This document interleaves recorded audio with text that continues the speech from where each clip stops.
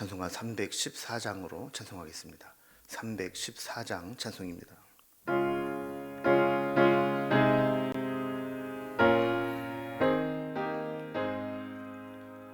내 구주 예수를 더욱 사랑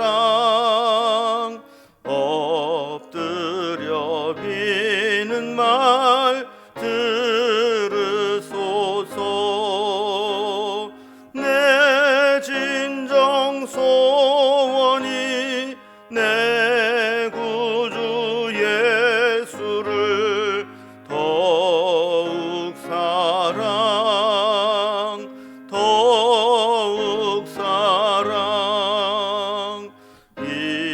이전엔 세상 나 기뻤어도 지금 내 기쁨은 오직 예수. 다만 내 비는 말 내 구주 예수를 더욱 사랑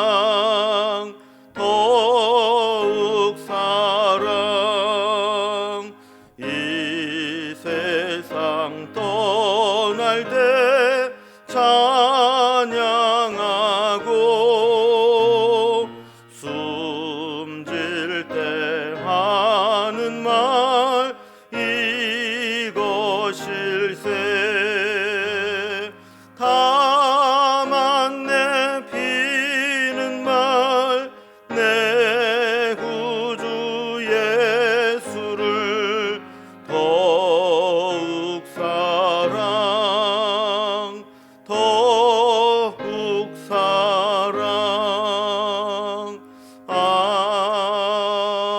아멘. 아멘. 오늘 함께 나눌 하나님 말씀은 신약성경 마태복음 22장 24절에서 46절까지 말씀입니다. 마태복음 22장 34절에서 46절까지 말씀을 제가 봉독하겠습니다. 예수께서 사두개인들로 대답할 수 없게 하셨다 함을 바리새인들이 듣고 모였는데 그 중에 한 율법사가 예수를 시험하여 묻되 선생님, 율법 중에서 어느 계명이 크니이까?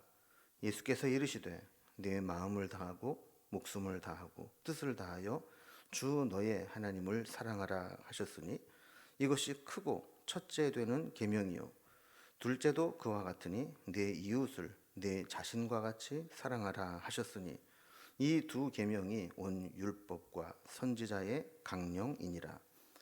바리새인들이 모였을 때 예수께서 그들에게 물으시되 너희는 그리스도에 대하여 어떻게 생각하느냐? 누구의 자손이냐? 대답하되 다윗의 자손이니이다. 이르시되 그러면 다윗이 성령에 감동되어 어찌 그리스도를 주라 칭하여 말하되 주께서 내 주께 이르시되 내가 내 원수를 내 발 아래에 둘 때까지 내 우편에 앉아 있으라 하셨도다 하였느냐?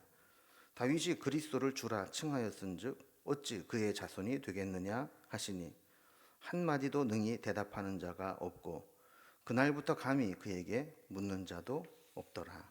아멘. 우리가 지금 살펴보고 있는 내용들을 보면 계속해서 좀 예수님을 시험하고 또 곤경에 빠뜨리기 위해서 도전해 오는 모습들이 이어집니다.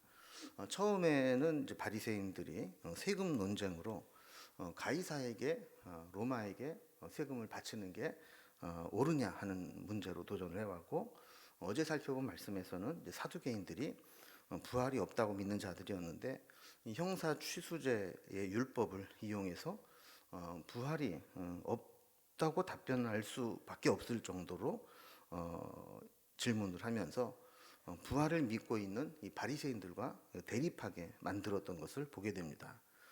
그러나 그들의 그런 난처한 질문들은 예수님께서 말을 못 꺼낼 정도로 명확하게 말씀을 해주셨고 오히려 그들의 무지와 오해와 불신만 드러낼 뿐이었습니다. 자, 모든 시도가 다 실패로 돌아가자 바리새인들이 모여서 논의를 했습니다. 그때 한 율법사를 통해서 다시 예수님께 도전을 해 옵니다.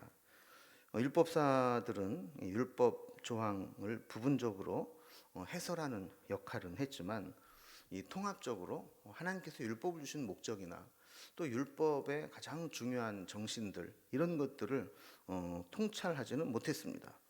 그래서 그들끼리도 사실은 모이면 이 율법이 이렇게 많은데 이 중에서 가장 중요한 율법이 뭐냐라는 문제로 논쟁을 벌이곤 했었죠. 그 사람마다 더 중요하게 여기는 것들이 있지 않겠습니까? 그래서 이 율법사는 예수님에게도 성경에 수많은 율법들이 있는데 그 중에 어떤 계명이 제일 큰 계명입니까? 라고 딱 집어서 논쟁을 걸어온 겁니다. 어떤 율법이 제일 중요하다라고 이야기를 하더라도 다른 것을 더 중요하게 여기는 율법사들에게 공격을 받을 수 있도록 질문을 한 것이죠. 근데 예수님은 이 질문을 아주 명확하게 답변을 하셨습니다. 십계명을 요약하면서 율법의 핵심을 정리해 주시면서 누구도 이의를 달지 못하도록 답변을 하신 것이죠. 오늘 본문도 내용을 좀 단락별로 구분을 해보면 먼저 34절에서 40절까지는 이 율법사들이 질문을 가지고 나온 내용이 나옵니다. 그래서 가장 큰 계명이 뭐냐라고 물었을 때 예수님께서 답변을 해 주신 것이죠. 그리고 41절에서 46절까지는 이제 역으로 예수님이 질문을 하십니다. 다윗이 주라 고백한 분이 메시아인데 또 그 메시아는 다윗의 자손이다 이렇게 이야기한다면 서로 맞지 않는 것이 아니냐라는 질문을 통해서 저들이 무지하고 답변할 수 없는 존재들임을 드러낸 것이죠. 자, 그러면 오늘 단락별로 좀 살펴봅니다. 첫 번째 단락입니다. 율법사들이 예수님을 시험하기 위해서 또 질문을 하면서 나옵니다. 어떤 계명이 가장 큰 계명이냐라고 질문을 하고 꼬투리를 잡으려고 했던 것이죠. 자, 예수님께 질문 공세를 폈던 바리새인들, 사두개인들이 다 체면을 구겼고 수세에 몰리게 되었습니다. 34절에 보면 이 사두개인들의 실패 소식을 듣고 예수님을 공략할 율법에 관한 최고의 지식을 가진 율법사를 선발합니다. 35절에 보면 한 율법사가 예수님을 시험하기 위해서 예수님께 찾아 나오게 됩니다. 36절에 질문을 합니다. 선생님, 율법 중에서 어느 계명이 크니까? 라는 질문입니다. 율법사들은 이 구약의 율법을 정리를 했습니다. 여러 가지 율법들이 있기 때문에 613개의 율법 조항으로 정리를 한 거죠. 그리고 이 율법 13개의 율법 조항 중에 어느 계명이 가장 큰 계명이냐 이렇게 물은 것입니다.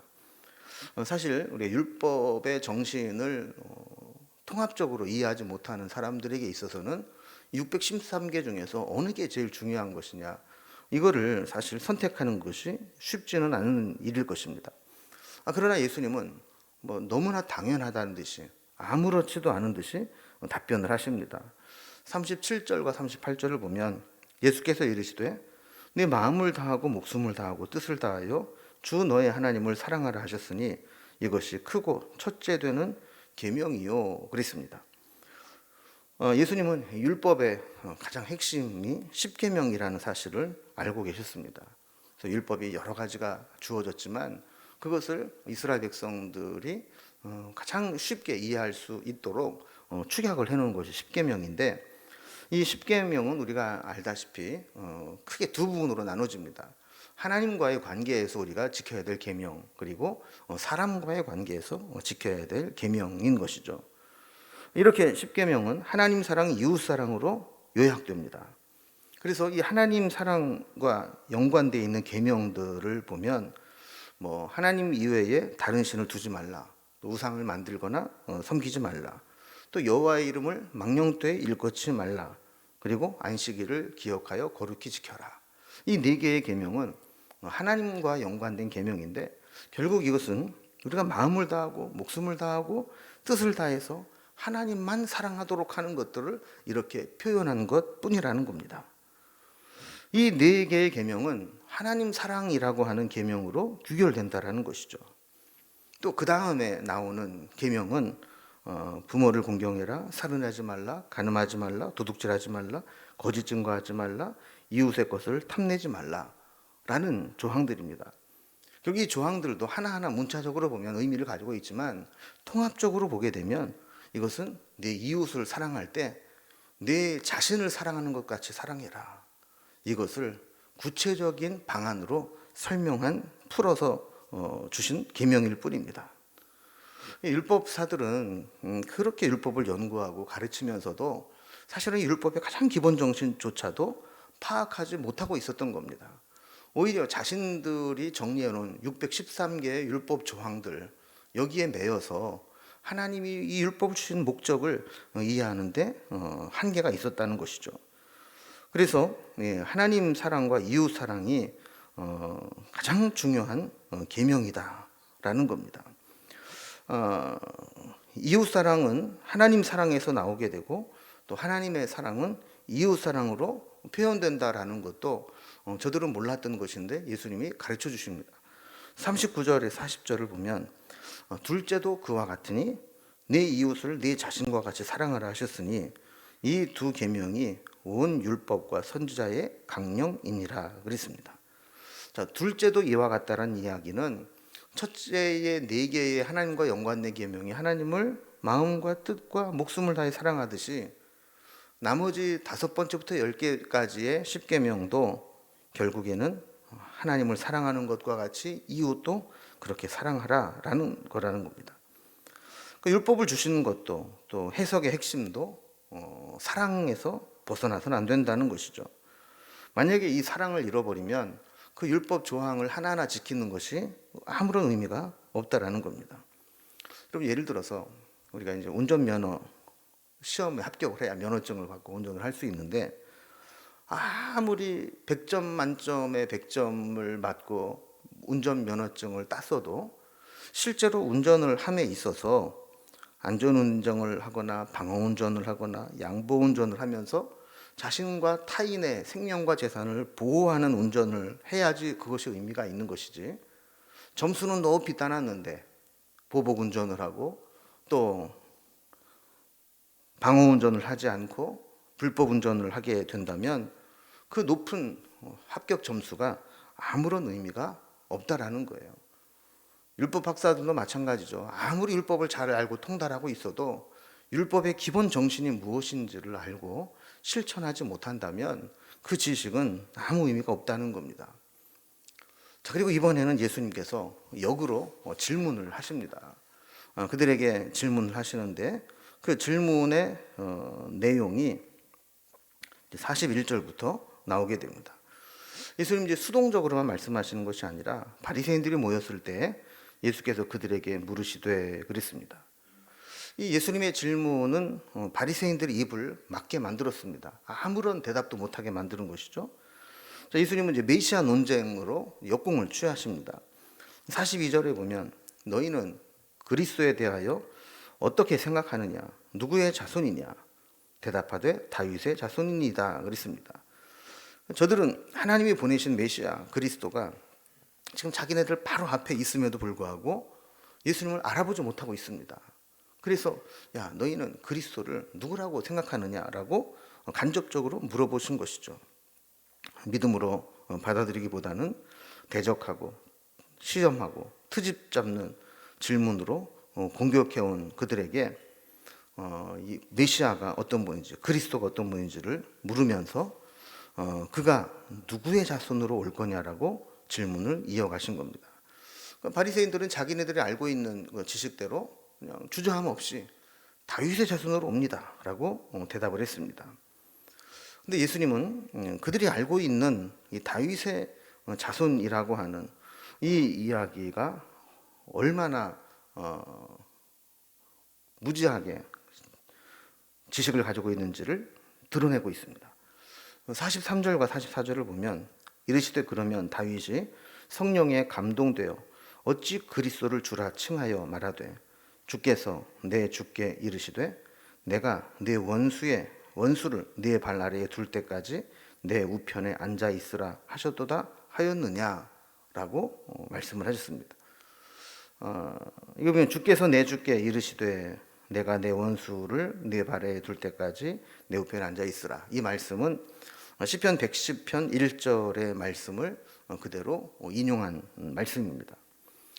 제가 전에도 이제 시편의 말씀을 설명을 하면서 이야기를 했듯이 다윗이 쓴 시는 성령의 감동으로 쓴 시이기 때문에 그가 알고 썼든지 모르고 썼든지 이중적인 의미를 가지고 있는 시들이 많이 있다 그랬습니다.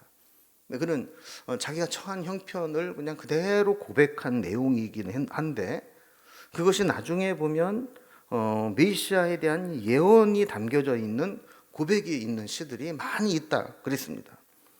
그래서 다윗은 오늘 말씀을 보면 두 분의 주님을 알고 있었습니다. 다시 아까부터 44절 말씀을 보면 이 앞에 나오는 주께서는 하나님을 가리키는 겁니다. 그 다음에 보면 내 주께는 앞으로 장차 올 메시아 예수 그리스도를 의미하는 것이죠. 그러니까 하나님께서 장차 올 메시아이신 예수님에게 내가 내 원수를 네 발 아래에 둘 때까지 내 우편에 앉아 있으라 하셨다라고 고백을 한 거예요. 자, 그러니까 다윗은 하나님도 내 주라고 고백을 했고 또 장차 올 메시아 예수님도 내 주라고 고백을 한 겁니다. 자, 그렇다면 우리가 흔히 말하는 서열, 이 족보가 꼬이게 되는 겁니다. 그러니까 유대인들은 앞으로 오실 메시아가 다윗의 자손으로 오신다고 믿었어요. 그런데 다윗은 그 후손으로 올 메시아를 향해서 내 주라고 고백을 한 겁니다. 그러니까 구약 시대에 다윗이 살아 있을 때 앞으로 장차 오실 예수님을 주님으로 고백을 했는데 지금 유대인들이 이야기하기는 이 메시아는 다윗의 자손으로 온다고 이야기를 했다라는 것이죠. 그래서 예수님이 질문을 하는 겁니다. 45절에 보면 다윗이 그리스도를 주라 칭하였으니 어찌 그의 자손이 되겠느냐.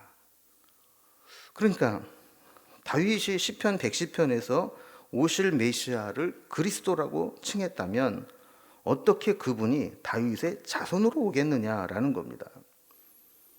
그러니까 예수님은 혈통으로는 다윗의 자손으로 오시지만 영적으로는 하나님의 독생자로 오셨기 때문에 다윗은 그분을 보면서 주가 되신다라고 고백을 했던 것이죠. 그러나 이 바리새인들은 이런 것을 알지 못했다라는 겁니다.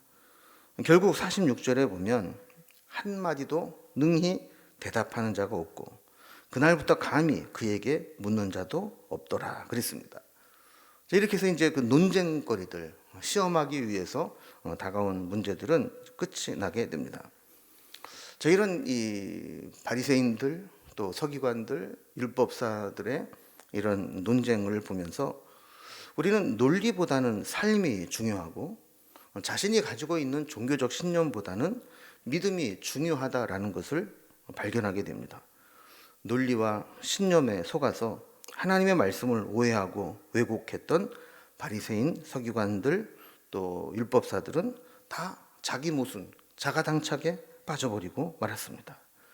흔히 자기네들이 전문가라고 더 많이 알고 있다고 율법을 통달했고 가르치는 자라고 교만했던 그들이 예수님의 질문 앞에 답변할 수 없는 그들의 무지를 드러나게 된 겁니다. 우리도 예수님을 내가 원하는 구원자로 만들어 놓고 내가 그려놓은 허상으로 예수님을 믿어서는 안 됩니다. 우리가 만약에 예수님에 대해서 편협하고 잘못된 시선을 가지고 있다면 수정을 해야 되죠. 말씀에서 우리 주님 어떤 분으로 설명하고 있는가 이것을 깊이 깨달아야 됩니다. 우리 예수님 우리의 주가 되십니다. 우리 삶에서도 내 주가 되셔서 나를 구원하고 인도하십니다.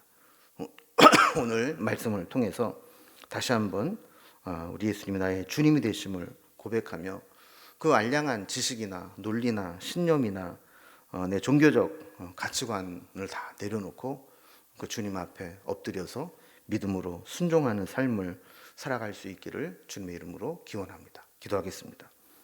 하나님 아버지, 다른 사람들보다 조금 더 율법을 알고 있다고 공부했다고 또 다른 사람들을 가르친다고 해서 영적 교만함을 가지고 내 눈앞에 계신 예수님을 알아보지 못하고 시험하고 대적하고 트집잡 받던 바리새인 또 서두개인 율법사와 같이 우리도 내가 가지고 있는 틀에 우리 주님을 맞추려고 하고 우리 주님을 내가 원하는 분으로 허상을 만들어 놓고 믿으려고 하고 있지는 않은지 돌아보면서 말씀을 통해 계시하시고 가르쳐 주신 그 예수님을 온전히 믿고 따르는 삶을 살아갈 수 있도록 인도해 주시옵소서.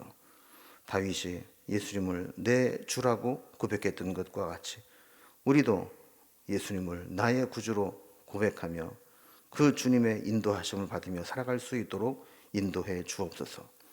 사순절을 보내며 하루하루 살아갈 때 우리의 심령이 더욱더 주님을 기쁘시게 하며 주님과 가까이 동행하며 살아갈 수 있도록 인도해 주옵소서.